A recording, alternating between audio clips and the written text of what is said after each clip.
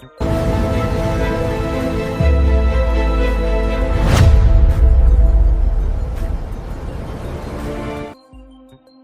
morning, you beautiful people. It's Wednesday, June the 24th. This is the Made in Paradise podcast, coming to you every day, Monday through Friday, with life lessons about all sorts of things. And today, we're mostly talking about patience and Patience's ugly cousin, but we're going to start out with Patience. Anthony Ferguson, what are we talking about? How important is patience in this business, John? I think patience is important in every business, but in this business, you need to stay calm because you never know how it's going to come out. And you two have been witness to that over and over and over and again. Stay calm. Wait till tomorrow. No, does it really need to happen right now? Really need to happen right now? No. And we were talking earlier this morning about faith testing. And if you're really going to build your faith, you're going to have to be tested in the faith. There's no other way to build it. It's like you can't not, there's no steroids for building faith. You got to actually exercise that muscle of belief. And I think this business is good for it because we have so many ups and downs, right? It can be very exciting, especially when the numbers get big and, there's complications involved in travel. And we were just talking about a couple of deals before we started recording today, right? Just crazy deals that peanuts, right? In a massive quantity, peanuts. And we've never seen this quantity of peanuts before in our life, but stranger things have happened, right? So patience, you gotta wait. You just gotta wait and see what happens. Wait and see what happens. And a lot of times I see guys, they'll get on a deal and it's a good deal, but it's not gonna sell tomorrow. It's just not. Someone's gonna have to take a position and commit that warehouse space and the freight to move it. And there's so many things. And so they'll stop trying to market a deal and they'll stop talking about it and think, well, that's not a good deal because it didn't sell 3 days ago. And then I've seen so many deals where we've done them after someone else tried to do them and just didn't put any effort into it. There was just no real marketing effort. Nobody sat down and put any money or any time and said, let's market this deal, find the right buyer. So in normal business, I think it's very necessary, but in the closeout business, it's absolutely critical if you want to be successful in big deals. Right. So what is currently testing your patience the most? The story that I just told you that I think took 10 minutes, which is there's a warehouse employee in a 3PL, and we have in that warehouse, we have some good merchandise, a whole lot of it, and some bad merchandise. And we're going to give the bad merchandise away free with all of the good merchandise so that probably the bad merchandise can be made good. In my opinion, the bad merchandise is not really bad. 90% of it can be made good by someone who has a little mechanical ability. And we sent an inspector there to go look at the merchandise, a customer's inspector there to go look at the merchandise to buy it.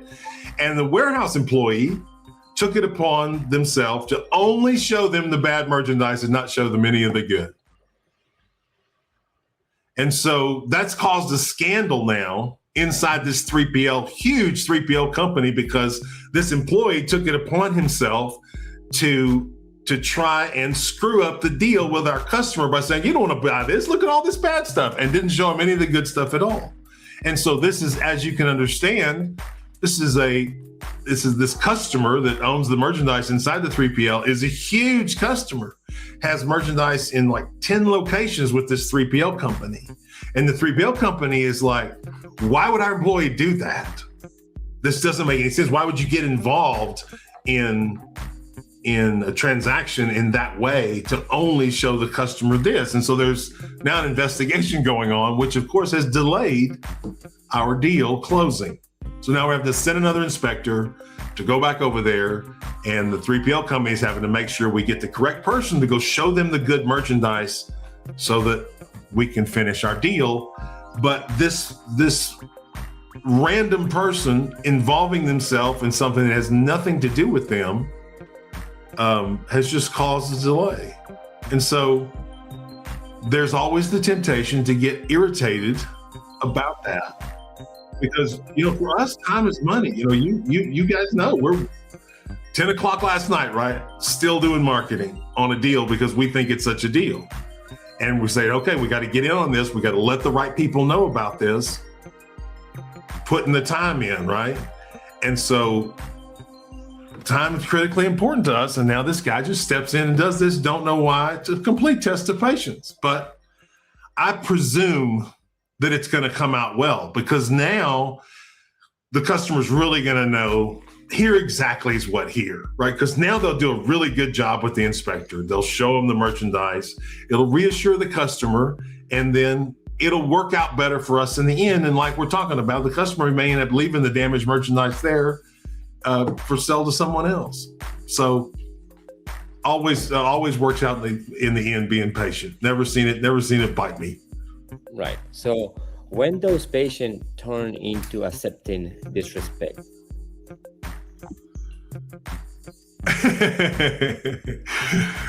When let's use the example of a little tiny guy that's got a pizza business, right? And he has a neighbor, he's really rich.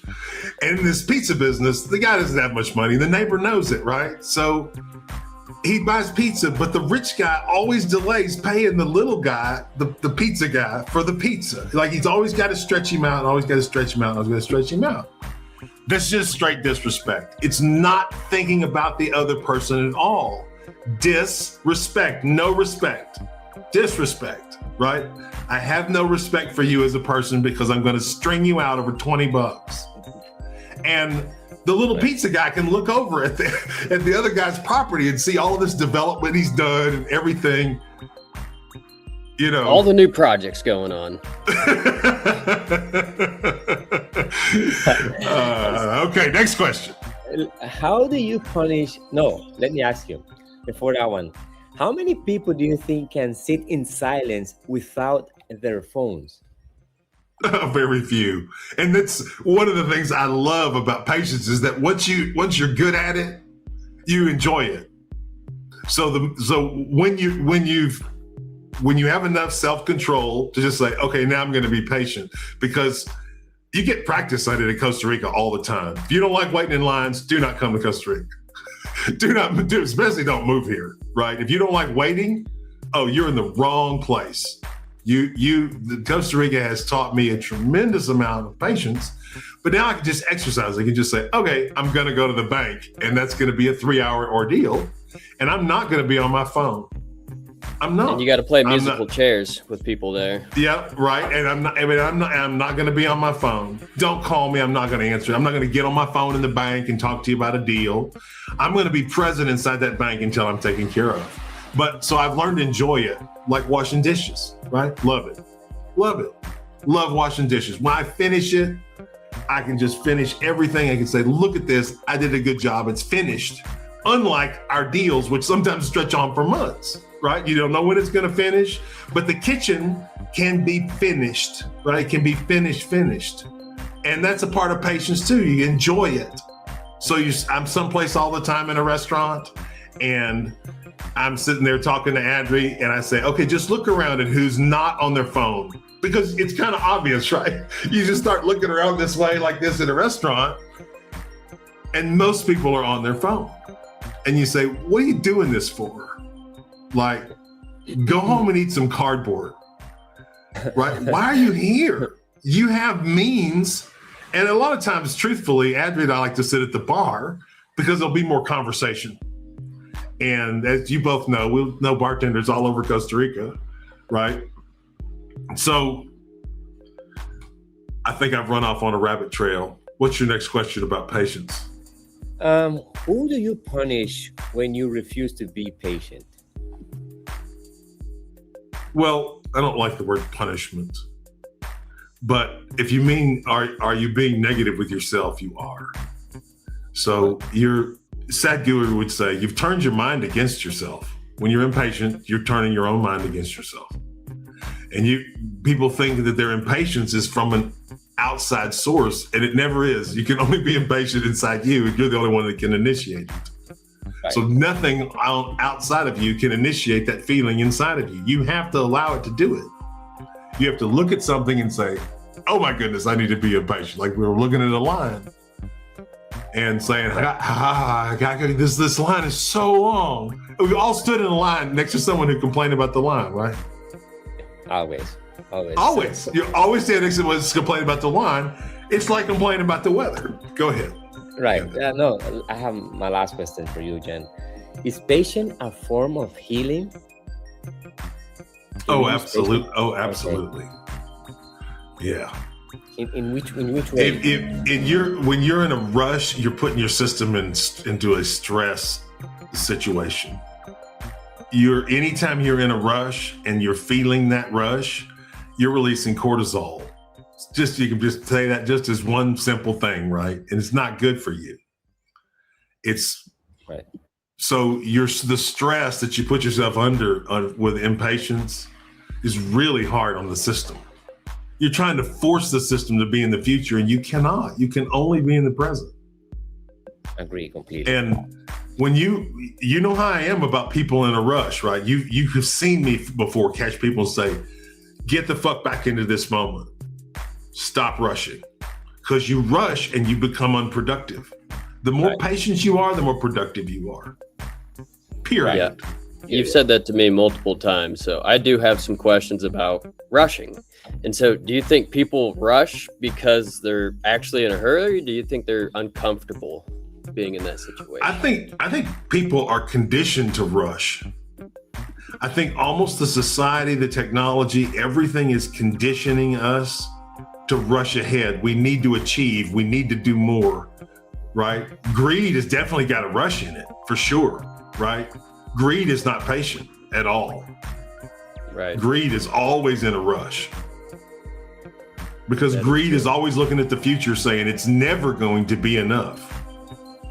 Well, even because going of back how much I accumulate, never enough. Go ahead.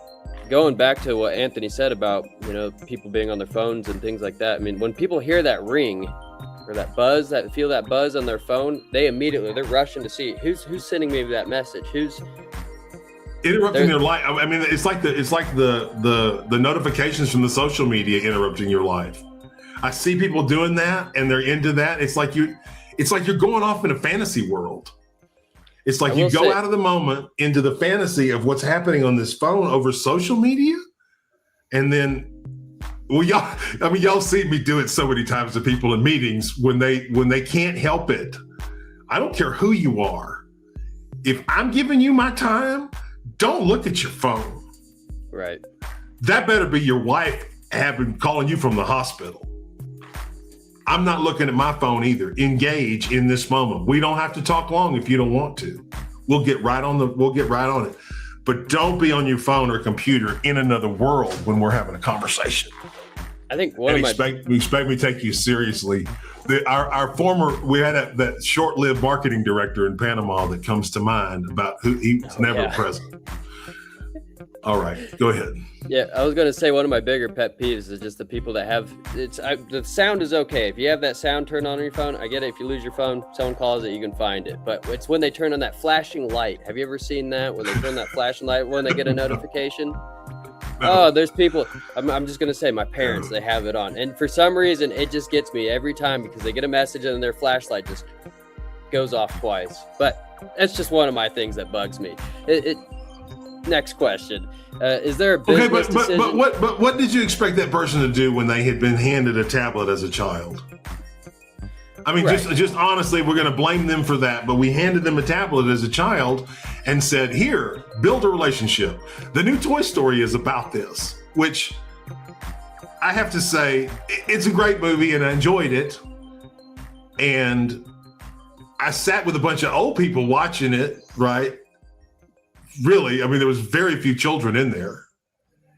And the story is about the child trying to find a friend through the tablet and it doesn't work, right? And it's messing with the child's emotions and how the toys are trying to get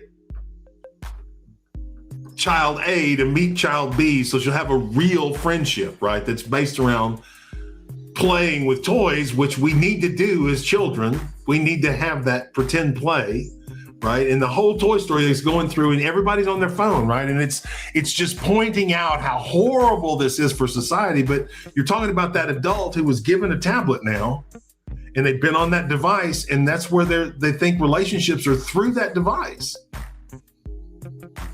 And you and I both know that that's such a poor substitute for a real relationship with people, because I've put you around very interesting people in the time we've been together, have I not? Yep. Yeah. Back to rushing. Next question. Well, my next question is for Anthony. Anthony, growing up in Coweta, do you think you are a lot more patient because of where you grew up?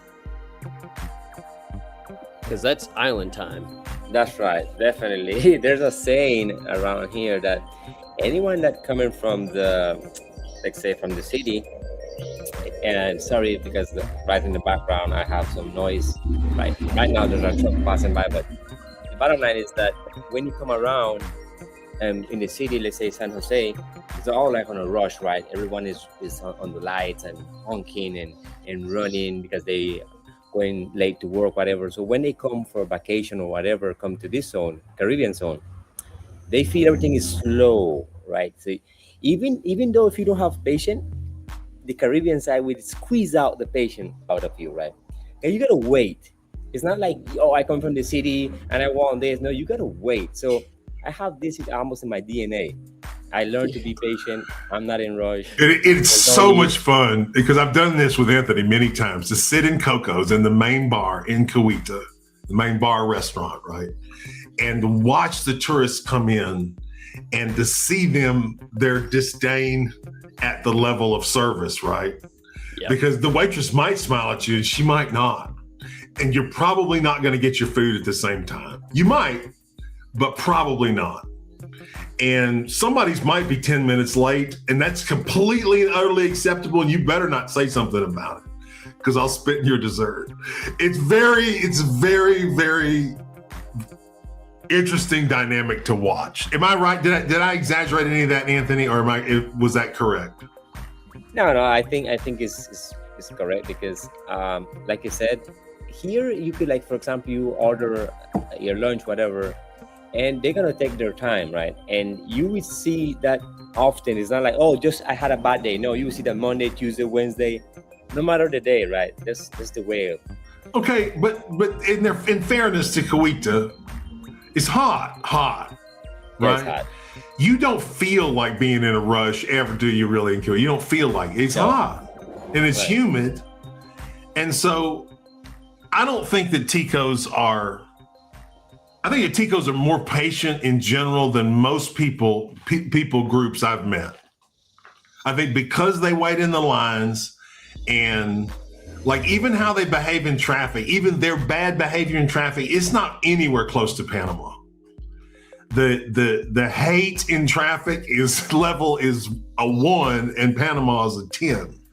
It's that much different, right? I think Ticos are just generally more patient because of waiting in line their whole life. And at the amusement park is where that was really, that stood out to me from having been at Disney and been at other places. And you're sensing the waiting in line. Like the worst of it is Black Friday at 3:00 in the morning when it's freezing and you're waiting in line to buy a TV and save $10, right? That's the worst kind of line to wait in. But I think of waiting in lines and enjoying waiting in the lines, I think I'd rather wait with Ticos because they're used to it. Nobody came there with any crazy notion they were going to get out of there in a hurry. So everybody's being patient. I have some great conversations. You all do great conversations in the line with people, right? Yeah. I mean, one of the things that I always tell people when they're coming down here, because I've been in multiple restaurants, and you sit down, you order a drink, that drink might not come out until that food comes out. And you see that server standing there on the wall, just waiting for your food to get done to be able to bring that drink out to you. And you're just like kind of thirsty at the moment. Even if it's a beer, they'll wait until, to bring out your beer until that food comes out. And I just think, well, right. I might have two beers. And it's very often that I will say in a restaurant, I want that as an appetizer and I don't want it to come out at the same time as the food. Right. And they can manage that, right? But if you don't specify it, well, you might get it all. So you order an appetizer, you get it all at the same time, right? Your food's getting cold while you're trying to eat the appetizer. Y'all know. Yeah. But so, do you think there's ever a right time to rush? No, because rush always puts your mind in the future. Your mind should not be ever in the future. Everything gets done in the present. Planning for the future is done in the present. It's not done in the future, right? Exactly. So being in a rush is always not here and now. And here and now is where you're safest, is where you're least likely to have an accident. So when I see someone rushing, I always think in anything, when they're rushing at anything in life, at fixing power tools, right? You just think back to our recent history of processing thousands of items, right? Of customer return items, and anybody that don't get in a rush with something's got a blade on it. Don't get in a rush with anything that can hurt anybody. I see you rush one time, you're out. You're not touching it. Slow down. Take your time. Do it correctly, right? And you can move fast and also not be in a rush. Yep. Right? Because Tony Hawk, I've mentioned before, when Tony Hawk is in the middle of a trick, whatever it is, and he looks like he's completely defying gravity, he's absolutely present. He's not rushing in any way. It may be it's moving fast, but there's no rush. It's moving exactly the way it's supposed to move. Just the adrenaline rush. That's about it. Okay. Well, that's a feeling that we're having, right? The adrenaline rush. But we're talking about the kind of rushing where I'm trying to get out the door because I'm 10 minutes late, and all of a sudden I just stub my toe to the point of breaking it. Yep. Because I'm just not paying attention. I'm rushing around, right? That's the kind of rush. That's the kind of rushing I'm talking about. That's dangerous immediately.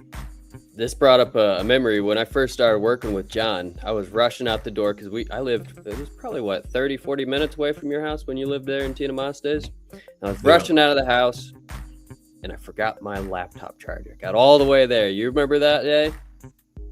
I forgot my laptop charger and I thought, oh man, that's the end of me working with John. Because I rushed out the door. No, John sent me home. Told me not to rush, go home. I finished working. I worked it there as long as I could until my laptop died, and then I had to go home and finish working from home.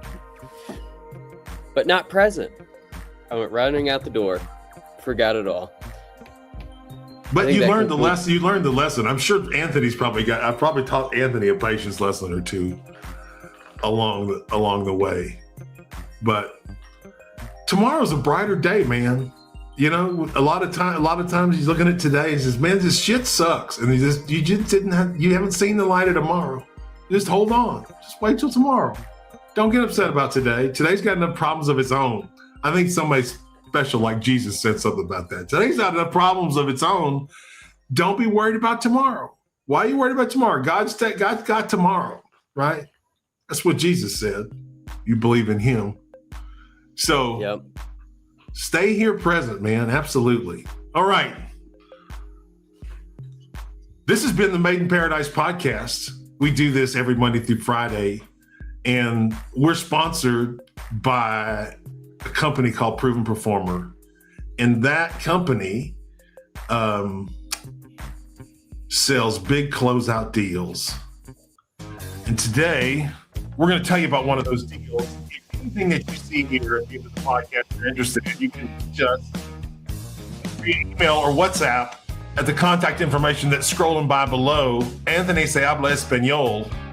For those of you who are our international customers in the Caribbean, Central and South America, he would love to talk to you specifically about any of these deals. Some of what we have, you can ship it a long way and still have a deal on it. And this is one of those things. Now, we deal with a lot of consumer merchandise, but recently I've become aware of the vast amount of electric vehicle chargers that are going to be installed, not just in the United States, but everywhere around the world. as electric vehicles become more and more popular. We've been talking offline about how many electric vehicles there are here in Costa Rica. There's big incentives for buying them. It has been for years. But in the last couple of years, it seems like they're everywhere now. Everybody's got an electric car. My neighbor just bought a brand new, beautiful electric car, drove up in the driveway this morning. Very first electric car in my driveway, I think, ever. And beautiful car, right? And so much is going to happen with electric vehicle chargers, because people think about that being a government or municipality thing. And really, it's going to be at hotels and shopping centers and malls and all kinds of chain stores. Grocery stores are going to have them, because you're going to have more and more and more cars, electric cars on the road, needing a charge, and more chargers that are busy. So like if you have, friends with a Tesla and you've ever been through charge and you go to the charging station, you might have to wait in line sometimes, right? We need more chargers out there. I've become completely convinced of this. And right now we have a deal on some charging gear, electric vehicle charging gear, used for that purpose or for data centers, electrical contractors, utility subcontractors. This is brand new ABB, leader in the market, Rely Gear EV gridded charger switchboards. There are a total of 41 units in 5 different locations around the United States. The customer paid $180,000 each on average to ABB for these units. A total value of $7.3 million. Our asking price, $45,000 a unit, 75% below retail. If you want this product brand new from ABB, it's not in stock. This is not something you can buy tomorrow. You got to order it and you have to wait. And we have it 75% off of the market value. We got pictures in the warehouses. You can go inspect it. Remember, everybody's going to do it, because a lot of people that either see this podcast or on our email list, you cross industries. You're not just in one industry alone. You deal in different industries. And you may know somebody who knows somebody, because there's a lot of this equipment being sold. Industry's going to grow 10 times. You're going to hear more from us about electric vehicle chargers and electric vehicle products in the future, because it's where we're going. If you have a big closeout deal, doesn't matter how big, we love it if it's 50 trailers. Reach out to us. We'll talk to you about that for free. Been doing it for almost 43 years. We have 500 customers in 26 countries. And the 3 guys you see on the screen, at least 2 of which are very handsome. We Born Proven Performer. We'd love to talk to you about your closeouts, so let us know. For my co-hosts Darren Fingleton and Anthony Ferguson, I'm John Clark, and we'll definitely see you tomorrow.